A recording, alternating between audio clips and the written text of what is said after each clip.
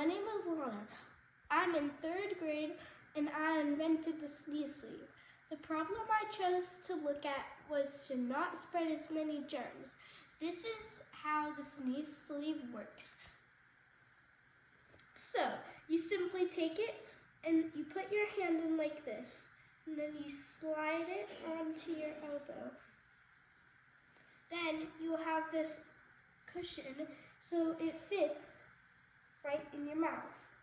Then, when you're done coughing or sneezing, you simply rip it out, and then you go throw it away, get a new one to fill it up again, and then you're all done.